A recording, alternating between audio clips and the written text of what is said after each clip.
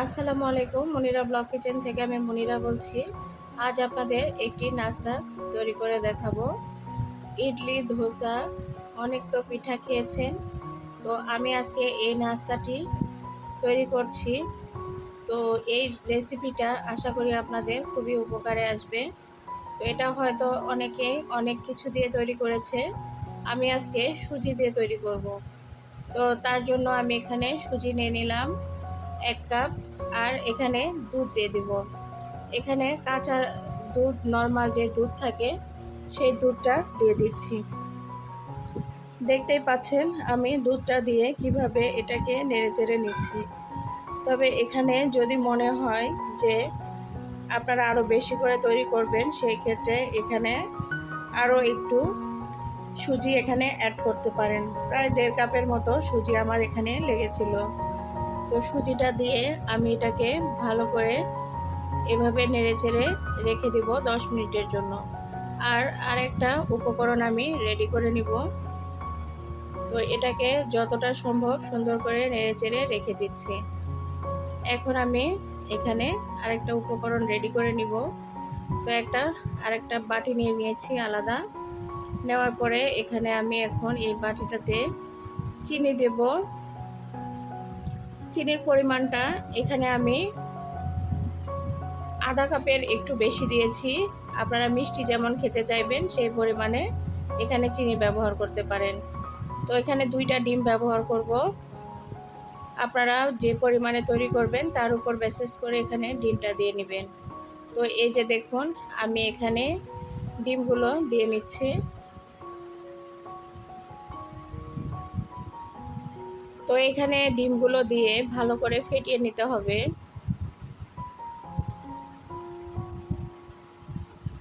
এখানে আমি সয়াবিন তেল দিয়ে দিব আধা কাপের মতো। তো এখন সবগুলো উপকরণ আমি এইভাবে চামচের সাহায্যে ফেটিয়ে নিচ্ছি। এখানে আমি হাফ চামচের মতো লবণ দিয়েছিলাম, স্কিপ হয়ে গিয়েছে। লবণটা দিলে মিষ্টির ব্যালেন্সটা খুব ভালোভাবে একদম সেট হয়ে যাবে, আর খেতেও অসাধারণ লাগবে।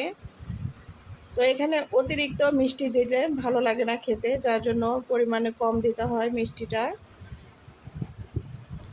এখন এটাকে আমি ফেটিয়ে নিচ্ছি যতটা সম্ভব। চিনিটাকে গলিয়ে নিতে হবে। অফ ক্যামেরাতে আমি এটাকে সময় নিয়ে ফেটিয়ে নিয়েছিলাম। আর এখন যে সুজি দিয়ে ব্যাটারটা তৈরি করেছিলাম সেটা কিন্তু দেখুন কেমন ফুলে উঠেছে। তো এখন এটাকে আমি এইভাবে ডিমের মিশ্রণের মধ্যে দিয়ে দিব। তো আমি এখানে কিন্তু ডিমের মিশ্রণটা একটু পাতলা করে গুলিয়ে নিয়েছিলাম। তো আপনারা চাইলে এটা ঘন করে করে নিতে পারেন। তো আমার এই ব্যাটারটা একটু পাতলা হয়েছিল, তবে কোনো সমস্যা নেই। আমি যখন এটা তৈরি করব নাস্তাটা, তখন একদম সুন্দর মতো হয়ে যাবে। তো জাল লাগবে একটু বেশি আর কি, এর চেয়ে কিছু না। আপনারা চাইলে একটু ঘন করে নিতে পারেন। তো এটাকে এখন খুব সুন্দর করে মিক্সড করে নিব। এখানে আপনারা চাইলে ভ্যানিলা এসেন্স বা সামান্য একটু এলাচের গুঁড়া ব্যবহার করতে পারেন। তো আমি এখানে ভ্যানিলা এসেন্সটা দিয়েছিলাম, স্কিপ হয়ে গিয়েছে, দেখাইতে পারিনি, সরি। তো এখন এটাকে যে সুন্দর করে আমি ফেটিয়ে নিয়েছি, দেখতেই পাচ্ছেন কত সুন্দরভাবে ফেটানো হয়ে গিয়েছে। তো এখন এখানে আমি সর্বশেষ ধাপে এখানে বেকিং পাউডার দিয়ে দিব। বেকিং পাউডারটা প্রায় 1 চামচের মতো দিয়ে দিলেই হয়ে যাবে। তো এখানে বেকিং পাউডারটা দিয়ে দিলাম। দেওয়ার পরে বেশি নাড়াচাড়া করা যাবে না এখন। তো বেকিং পাউডারটা দেওয়ার পরে এই যে আমি এখন এটাকে বেশি নাড়বো না, কিছু সময় একটু জাস্ট মিক্সড করে নেব।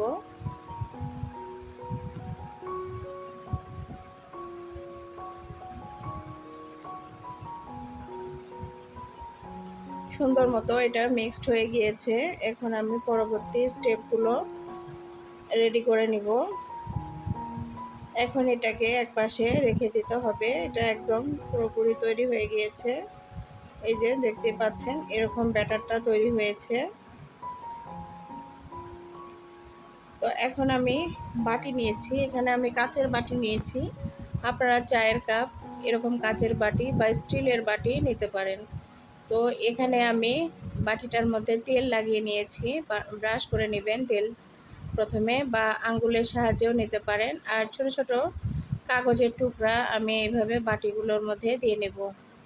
এতে করে বাটির নিচে লেগে যাবে না, সুন্দর মতো উঠে আসবে, একদম কেকের মতো উঠে আসবে।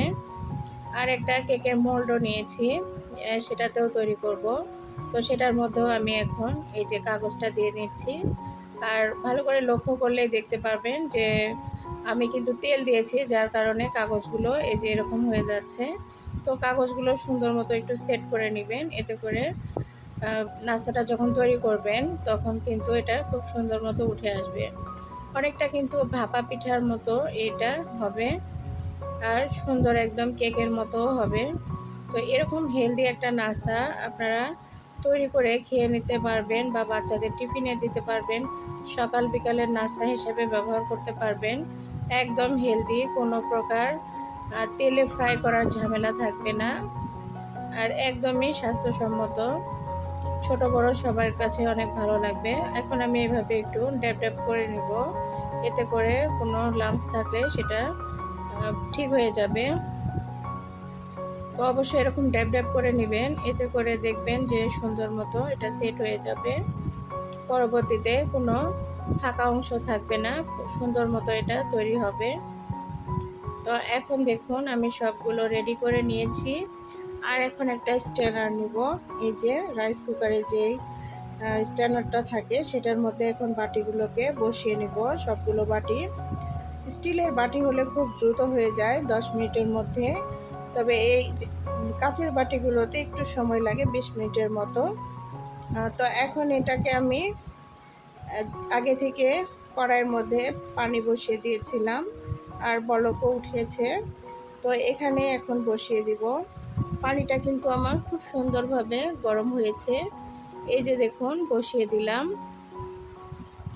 আর এখন একটা ঢাকনা দিয়ে এটাকে ঢেকে দেব।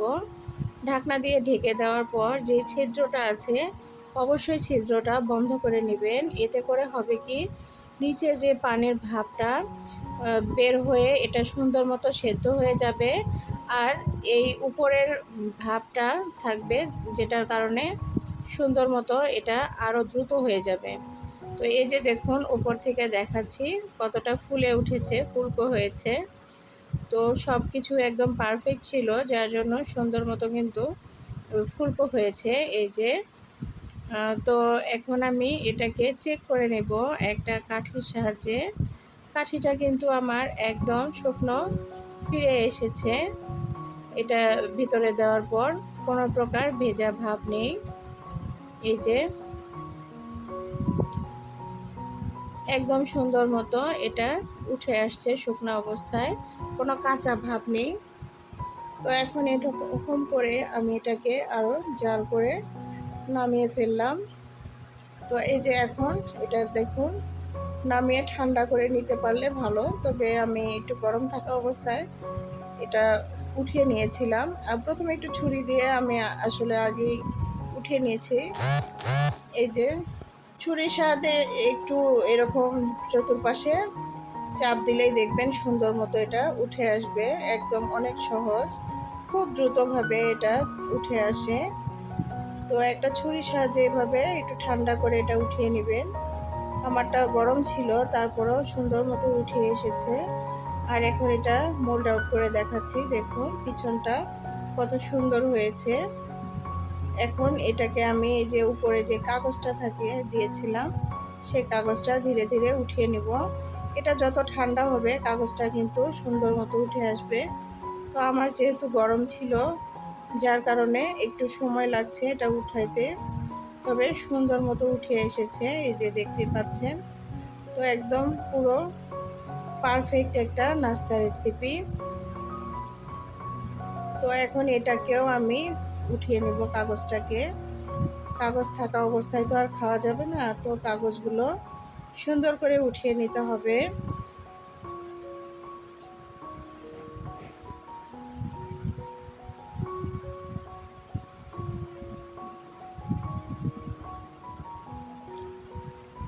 এই যে সবগুলো নাস্তা আমার একদম রেডি। আপনারাও তৈরি করে খেয়ে দেখতে পারেন। আশা করি আপনাদের কাছে খুবই ভালো লাগবে। খুব হেলদি একটা রেসিপি। খেতে কিন্তু অসাধারণ লাগে। তো গরম ছিল যার জন্য ভাঙতে একটু সমস্যা হচ্ছে। তো ভেঙে দেখাচ্ছি, দেখুন। এই যে ভিতরে কীরকম হয়েছে, একদম পারফেক্ট একটা নাস্তা। ভালো থাকবেন। আল্লাহ হাফেজ।